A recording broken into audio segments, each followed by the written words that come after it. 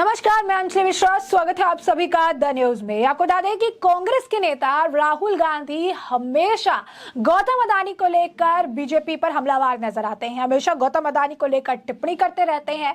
वहीं दूसरी तरफ अगर आप देखेंगे तो शरद पवार और गौतम अदानी की लगातार मुलाकात हो रही है और एक तीसरी बार फिर से गौतम अदानी और शरद पवार की मुलाकात हुई है, जो अहमदाबाद में हुई है और दोनों के बीच आधे घंटे बातचीत चली है और राहुल गांधी बौखलाए नजर आए।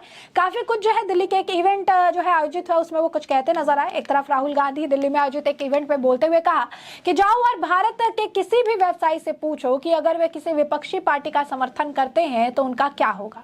अगर वह किसी विपक्षी पार्टी के लिए चेक लिखते हैं तो उनसे पूछे कि उनके साथ क्या होता है। इसीलिए हम वित्तीय हमले, मीडिया हमले का सम्मान कर रहे हैं और हम बहुत अच्छा कर रहे हैं। हम अब एक राजनीतिक दल से नहीं लड़ रहे, हम भारतीय राज्य से लड़ रहे हैं और हम भारत के विचार की रक्षा के लिए लड़ रहे हैं और इसीलिए हमने अपना नाम जो है भारत रखा है। यानी यहाँ पर जो विपक्षी गठबंधन का नाम है INDIA, उसका जिक्र जो है राहुल गांधी करते नजर आ रहे हैं। यही नहीं, आपको बता दें कि दूसरी तरफ राष्ट्रवादी कांग्रेस पार्टी NCP के प्रमुख शरद पवार और उद्योगपति गौतम अदानी फिर मुलाकात होने की जानकारी सामने आई है। सूत्रों के अनुसार दोनों नेताओं के बीच अहमदाबाद में मुलाकात हुई। शरद पवार एक निजी कार्यक्रम में शामिल होने के लिए गौतम अदानी से मिलने के लिए पहुंचे थे। NCP के टूटने के बाद दोनों की यह दूसरी मुलाकात थी, यूं कहिए तीसरी मुलाकात है। इसके पहले शरद पवार और गौतम अदानी की मुलाकात 2 जून 2023 को तब हुई, जो इससे पहले वो अप्रैल में गौतम अदानी से मिले। तब अदानी समूह हिंडसबर्ग की रिपोर्ट को लेकर विपक्ष का निशाने पर था। शरद पवार के अहमदाबाद पहुंचने की जो तस्वीर सामने आई है, उसमें उनकी पार्टी के नेता जयंत पाटिल उर्फ बोस्की भी जो है मौजूद है। सूत्रों से मिली जानकारी ने बताया कि शरद पवार और गौतम अदानी की मुलाकात अहमदाबाद में हुई। सूत्रों के अनुसार शरद पवार एक निजी कार्यक्रम में शामिल होने के लिए गौतम अदानी से मिलने पहुंचे और इससे पहले गौतम अदानी और शरद पवार की 20 अप्रैल 2023 को मुंबई में मुलाकात हुई थी। शरद पवार और गौतम अदानी के बीच 2 घंटे तक बातचीत हुई। इस मुलाकात तब हुई जब गौतम अदानी हिंडसबर्ग मामले को लेकर सुर्खियों में थे। इसके बाद 2 जून 2023 को शरद पवार गौतम अदानी की दूसरी मुलाकात हुई थी। इसमें उन्होंने आधे घंटे तक चर्चा की थी। अहमदाबाद में दोनों के बीच हुई मुलाकात पर अभी प्रतिक्रिया जो है कोई सामने तो नहीं आई है, लेकिन आपको बताया गया है कि शरद पवार गौतम अदानी की मुलाकात अहमदाबाद में हुई है और शरद पवार एक निजी कार्यक्रम में शामिल होने के लिए गौतम अदानी से मिलने पहुंचे थे। तो ये अगर आप देखेंगे, उनसे मुलाकात के लिए वो पहुंचे हुए थे, उनकी मुलाकात ऑलरेडी हो चुकी है।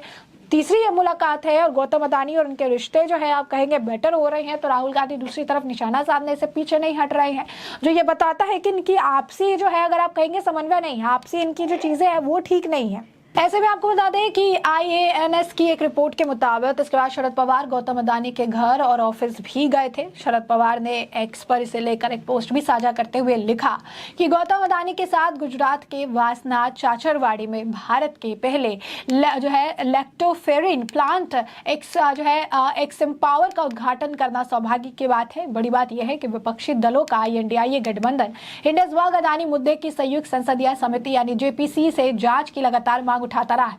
अदानी और पवार की मुलाकात तब और महत्वपूर्ण हो जाती है जब विपक्षी गठबंधन INDIA बीजेपी के खिलाफ एकजुट होकर लोकसभा चुनाव 2024 में उतरने की तैयारी में लगा है और कांग्रेस सांसद राहुल गांधी लगातार कारोबारी के खिलाफ हमलावर है। NCP चीफ शरद पवार विपक्षी गठबंधन INDIA के मुख्य नेताओं में से एक है और मुंबई में हुई पिछली बैठक के आयोजनकर्ता भी थे। शरद पवार की ओर से एक्स पर शेयर की गई तस्वीर को लेकर बीजेपी के राष्ट्रीय प्रवक्ता शहजाद पूनावाला ने राहुल गांधी पर निशाना साधा।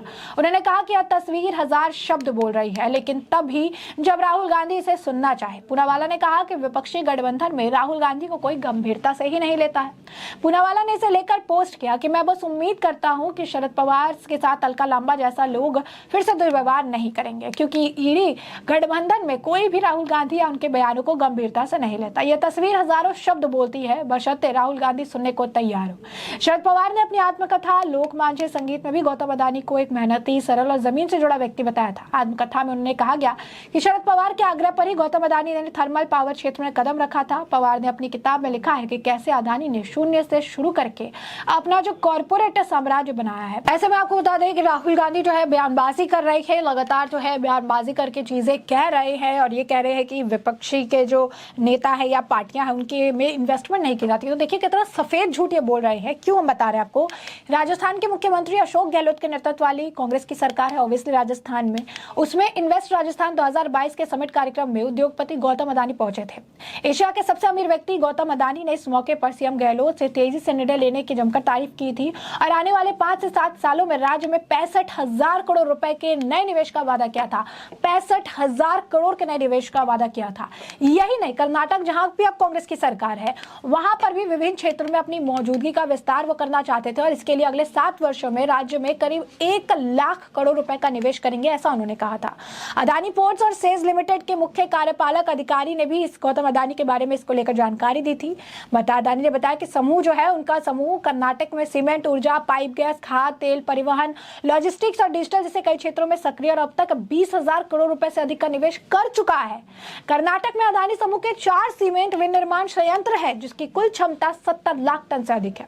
सिर्फ यही नहीं, राहुल गांधी कांग्रेस के नेता है, उन्हें यह पता होना चाहिए कि कांग्रेस शासित राज्यों में अदानी का कितना बिजनेस है, कितना होल्ड जो है बिजनेस के ऊपर है। तो बता दें आपको, जांच पड़ताल की तो पता लगा कि अदानी ग्रुप का जो देश के लगभग सभी राज्यों में निवेश है। अब उस राज्यों का नाम जानते हैं जहां अदानी के बड़े प्रोजेक्ट है, जहां गैर बीजेपी शासन है, क्योंकि कह रहे हैं कि विपक्षी नेताओं के यहाँ की नहीं जाती है, विपक्षी नेताओं के यहाँ पर जो है वो अगर करते हैं तो उनका क्या हाल होता है पूछिए। तो ये जो सफेद झूठ है राहुल गांधी का कैसे बेनकाब होगा। छत्तीसगढ़ में 25,000 करोड़ रुपए जिसमें कोल खदानें भी है, हसदेव अरण्य विवाद भी उसी का हिस्सा है, इतना इन्वेस्टमेंट किया गया। राजस्थान में 65,000 करोड़ के निवेश का वादा किया गया है। छत्तीसगढ़ में राजस्थान की कोल खदान भी अदानी के पास है। केरल में कांग्रेस की सरकार है, 7,400 करोड़ जिसमें विजयनगरम बंदरगाह शामिल है, ये निवेश किया गया है। बंगाल में भी बीजेपी की सरकार नहीं है, बंगाल में भी 35,000 करोड़ का निवेश किया गया है। आंध्र प्रदेश में 60,000 करोड़ का निवेश किया गया है। उड़ीसा में 57,000 करोड़ के प्रोजेक्ट्स हैं। तमिलनाडु में यहाँ पर भी आपको जो पूरी लिस्ट है, यहाँ पर किसी भी तरीके से बीजेपी की सरकार नहीं है। यहाँ पे विपक्ष की सरकार है, कांग्रेस की सरकार है, विपक्षी गठबंधन के नेताओं की सरकार है और यहाँ पर यह अदानी के इन्वेस्टमेंट हम आपको बता रहे हैं। तमिलनाडु में 4,500 करोड़ जिसमें रामनाथपुरम सोलर प्लांट शामिल है। तो आप देखिए, जो ये सफेद झूठ राहुल गांधी कह रही है कि इन्वेस्टमेंट नहीं करते हैं, विपक्षी नेताओं की तकलीफ रहती है, विपक्षी नेता बहुत लड़ रहे हैं, उनका झूठ देखिए किस तरीके का सफेद झूठ जनता को बोलकर बरगरा रहे हैं। जबकि गैर बीजेपी राज्यों में अदानी का भर भर के इन्वेस्टमेंट किया गया है, जिसकी हमने जो है आपको लिस्ट ही बता दी है कि कहां कहां कितना इन्वेस्टमेंट जो है इनके द्वारा किया गया है, जो कि राहुल गांधी के झूठ से पर्दा हटाता हुआ नजर आ रहा है। तो एक तरफ राहुल गांधी बौखलाए हुए हैं, दूसरी तरफ अदानी से back to back Sharad Pawar की मुलाकात हो रही है। तीसरी मुलाकात थी, इसके बाद शरद पवार अदानी के घर ऑफिस भी गए हैं। सूत्रों के हवाले से जानकारी दी गई है कि इवेंट में मुलाकात हुई, बातचीत हुई, आधे घंटे तक वार्ता हुई। तीसरी मुलाकात है, इसके बाद शरद पवार भी गए हैं अदानी के यहाँ, उनके घर गए, उनके ऑफिस भी गए हैं। अदानी की तारीफ भी करते रहते हैं शरद पवार, और शरद पवार INDIA गठबंधन के मुख्य नेताओं में से एक है। तो आप समझिए कि यहाँ पर जो समीकरण है किस तरीके से बदल रहा है और कांग्रेस किस तरीके से जनता को साफ झूठ परोस रही है, बेचारा बनने का प्रयास कर रही है। लेकिन अब जनता समझ चुकी है इनके झूठ का, जो आप कहिए कि पर्दाफाश हो चुका है। तो ऐसे में हमने आपको जो पूरा मामला है ये बड़े विस्तार से बताया है पूरा मामला क्या है, और अब इस मामले पर आपकी भी जो राय हो हमें कमेंट सेक्शन में कमेंट करके जरूर साझा करिएगा। धन्यवाद।